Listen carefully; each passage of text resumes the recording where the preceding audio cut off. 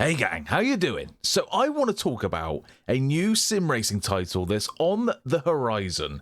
This thing is going to satisfy my motorsport career mode hunger. Something that I've been starved for it seems like generations. Well, the last time I played a good career mode was in Project Cars 2, which is fantastic because the title I want to talk about today has its roots in that game. Project Motor Racing. Let's head over to the website to show you more features and to tell you exactly why I'm so excited about this game. Okay, so I am on Project Motor Racing's website where they've got an article on just about the bare bones of how this career mode is going to work. It looks like they're really trying to revamp motorsport career modes and put their own spin on it, which is really nice to see. They're doing that because they appreciate that we are all sim racers and we don't all want to just start from the bottom in some 75 brake horsepower tin top, they go on to explain, which I get. I think that's a really nice idea. The fact that you could just boot up the game and be at the top level motorsport. But it's also going to cater for people that do want a rags to riches experience, that's really good to see. It goes on to explain just about how it's going to do that, and then we've got a few options as well on how you want to play your career mode. Option 1, you can opt to start with around 75,000, which gives you freedom to choose which amateur or low level car you begin your career mode in. Again, talking about that rags to riches experience. Or option right up to option 3, where you can just boot up the game. Those who want to chase an immediate legacy and glory, you can opt to start out with 2 million. And I can imagine that buys you a pretty hefty, decent race car. There's also a 4th option, which is a bit comical. You could choose to run in the Historics program with an absurd amount of money. Dentist turned amateur racer experience. I totally know what they're getting at there. So there's really are a few different ways you can choose just to start your career mode. So those are the options to begin your career mode. They also go on to talk about the financial elements of your career mode. This really combines team management simulators with driving simulators. It's fused the two together, which I love. I love managing a team, and the fact that I can do it alongside my driving in this game, that's going to be perfect. So you can they go on to talk about what often happens is that you play your cards right, and then you're left with an obscene amount of money at the end, and you just completely obliterate everyone in the field.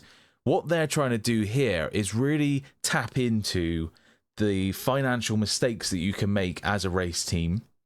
They talk about being able to afford travel expenses and paying for damage that you inevitably cause to your car throughout the length of the championship. All those different elements that are going to bear down on you if you don't play your cards right and manage your finances well. So there's a real strategic element to this career mode that's going to accompany the driving elements as well. I really like that. Just a note on the travel as well. They've tapped into a very real world situation that drivers come across, in that you hear drivers flooding to Europe if they want to get into single seaters, and that's because mainly that's where a lot of the driving is done in Europe. If you were to run your team out of Asia or America and constantly fly to Europe, that would rack up huge bills. So they've really tapped into, you're going to have to think about where you place your team in the world, depending on what categories of race you want to race in. So if you want to race in GT3s, it may not be the best idea to set your team up in Asia, because you're going to incur huge travel expenses every time you want to go to a particular event. Sponsorship is going to be in Project Motor Racing as well. Sponsorship is something we have seen in Motorsport Career sim titles and games, but they're doing things a little bit different. They really want to try and replicate how it works in the real world. Okay, so as part of the, we can see here, as part of the design, we've studied professional motorsport sponsorship courses. So that's the level of depth they're going into. They also go on and talk about there's going to be 8 different sponsorship archetypes to choose from. 3 of them have been listed here for us. You can opt for a guaranteed flat fee for every race. So that's going to be, looks to be their safe option. So you're going to get this amount of money each race for just showing up. There's also, if you run to the 3rd option here, your sponsorship, your sponsor can exclusively cover damages for repairs. So there's 2 sort of ways you could choose to run your team. Are you going to play it safe and just hope that you finish the race and just gather that money, or do you want to go for glory and just get the sponsors to cover the damages? So they're really tapping into different ways to play your career mode. Now, after reading this section, it got me really excited because there's an authentic mode, and I'm all about authenticity. The authentic mode features no restarts, which you can toggle on or off depending on your personal preference, but the goal is not to win outright a bunch of championships, first place. It's thinking about your career mode with your team manager's head on top of your shoulders as well as the driver's head. It puts to bed that whole Ayrton Senna line, if you no longer go for the move, you're no longer a racing driver. You're going to have to put that aside in Project Motor Racing, because a 5th place finish may just be all you need to get your team to the next race. I love the authenticity of this. I cannot wait to start seeing more information. I think this could be a real fresh look at motorsport career modes. They've really combined the team management aspect with the driving aspect. I think there's going to be a lot of fun to be had with Project Motor Racing when it arrives 25th of November 2025. I cannot wait. There's plenty more to be announced with Project Motor Racing in the future, in the very near future, hopefully. But here's a quick look at some of the classes that we'll be getting involved with in the career mode. You've got classic GT3s, GT4 stuff. We've got LMPs, GT class. Here's some of the cars that we can expect. Look, you can see still to be announced. There's cars coming. I would hope there's cars coming, with only 3 on offer in the GT class there. But let's have a look on cars and just have a look, see what tracks.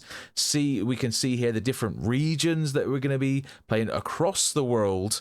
And nothing announced in Asia just yet. We're getting really close to the end, to the game's launch, so that we should start to see details thick and fast if I was a betting man. Europe, what have we got? Zolder. There's been some sneaky images on Instagram that I've seen that are definitely from the Nürburgring, hopefully the Nordschleife. I know a lot of people would be anticipating that one. They'd be fools to leave that out. But I just want to wrap up there and just say that I cannot wait. There is also a driver program, which I'm particularly interested in. The idea is that we as sim racers are going to come together and provide feedback. It's going to be a very community-focused sim racing title. They're looking for people to provide feedback, people that spend countless hours behind these things, and we're all going to work together to provide, hopefully, the ultimate sim racing title. I'm expecting great things from Project Motor Racing, given its history, or not history, but its connections with Project Cars. Project Cars 1 and 2, I played the heck out of. Hopefully it's going to be the same with Project Motor Racing. I'm sure it will come 25th of November 2025 this year. As soon as more details pop up with Project Motor Racing, I will let you know. But until then, I'll see you on track soon.